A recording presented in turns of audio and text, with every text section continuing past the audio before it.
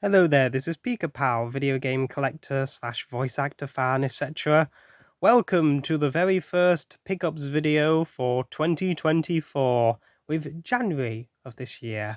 And as per usual, it is a very sort of slow start to the year where I sort of really get myself into gear and all that sort of stuff. So there's quite a couple of stuff. There's free video games, a Blu-ray, DVD, and a couple of books as well. Let's get things started with the books first of all. So we will begin with some Pokemon related stuff with Volume 1 of the Pokemon Adventures XY manga. Now, the XY manga was previously released before in like little sort of volume sets, but this is now the regular sort of Adventures releases with some more content on there and a couple of things that weren't in the prior volumes. So with this, it gives me an opportunity now to replace the smaller ones with these, because I actually do kind of like the XY manga or the XY sort of stuff a lot. So yes, it's very nice to finally have that in the collection. Next up is two Christmas gifts, actually, that I got for Christmas, both Pokemon related. I'll start off with the book first, which is the Pokemon Annual 2024, with good old Pikachu on the cover, as always. Probably notable because I think it's probably the last time Ash and Pikachu are probably going to be in one of these annuals, considering that obviously they left the anime last year and it's now Liko and Roy with Pokemon Horizons. So I'm curious to see what the 2025 annual will be like, if it's still Journeys related content or if they've eventually moved on to Horizons and stuff. So it's the usual sort of annual stuff. You've got stories and from some episodes from the anime, games, little Pokédex sort of stuff, and puzzles and all that kind of stuff. All the content here is adapted from Master Journeys. So the episodes, a pinch of this, a pinch of that, and searching for chivalry, aka the one with good old Barrett Leddy voicing Wickstrom. Really entertaining in that one. Yeah, nice to have an annual again after so long, even though I got the Thunderbirds one. And going from Pokemon and Pikachu to something that's a bit more adultish, and something that I found from Waterstones, it is the Viz Annual. Well, it's not really called an annual. This is the 2024 book, the recent one, which is The Barber's Pole, a heap of clippings swept up from issues 302 and 311. So the funny thing is, I actually do remember having a prior Viz annual before a long time ago when I was a small kid. Obviously, you're not supposed to be reading Viz at that sort of point. But it says they're not for sale to children, obviously. So I had it took away from me, but it was still really fun to read and just sort of really adultish sort of stuff. So it's got sort of like comic stuff and news parodies, top tips letterbox, the sort of stuff that Viz is very well known for. So I might actually try and collect some of these Viz books whenever I can, because I do think they are kind of funny. Speaking of the other Pokemon stuff, this one actually isn't a book. It's a little thing that I got for Christmas, which is a Pikachu Squishmallow. Squishmallows, whatever you call it. So literally, it's like a marshmallow version of Pikachu.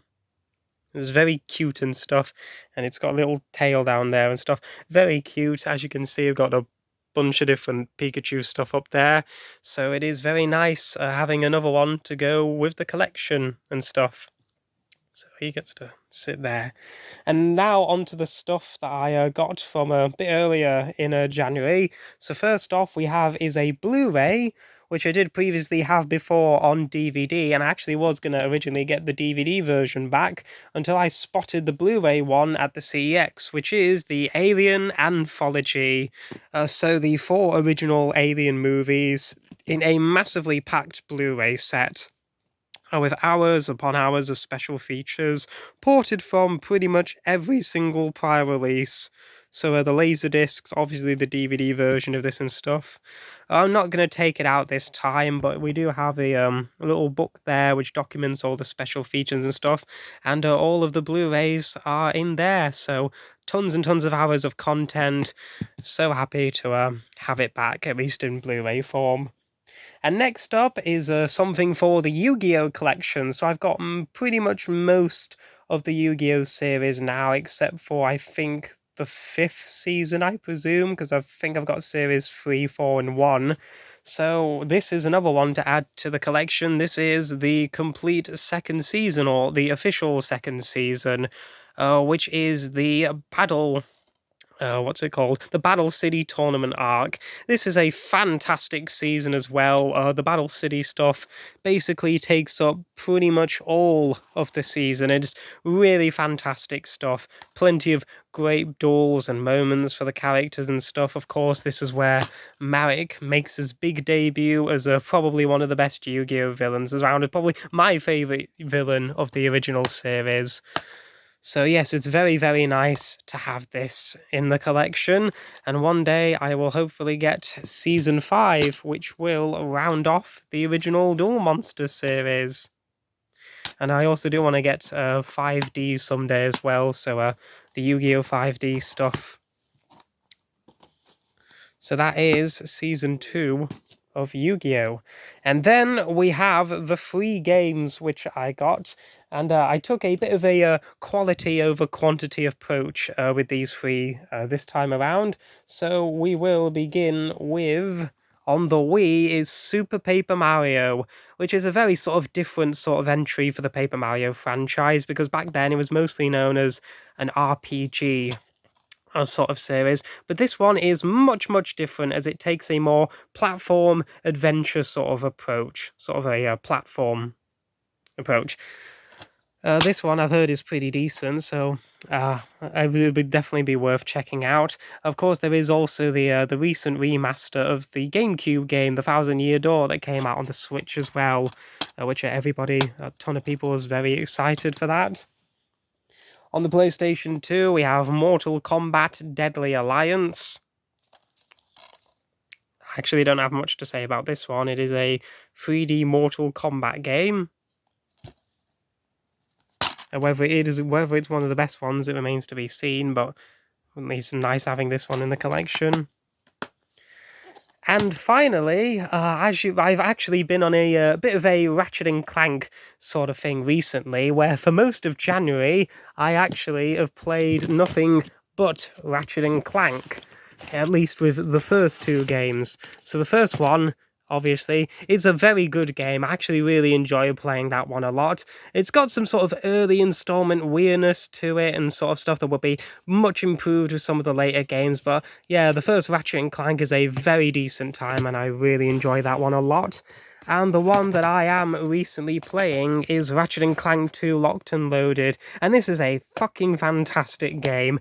It makes a lot of improvements over the first game, so the health system is better, your weapons can be upgraded, the weapons are even more fun to use because of the upgrading stuff, and yeah, it's just really, really sort of fun. I've not completed it yet, but I will eventually get around to finishing this one soon, and then I might go on to the third game. And I also played Ratchet Gladiator as well, a long while before I played those ones, and it's really, really good. So why have I mentioned those games? It's because I've added another one to the series from the PS3. This is Nexus, which I believe is actually the last one on the PS3 before it jumped over to the PS4 with the one based off of the film, and then the PS5 game, which came out a while back.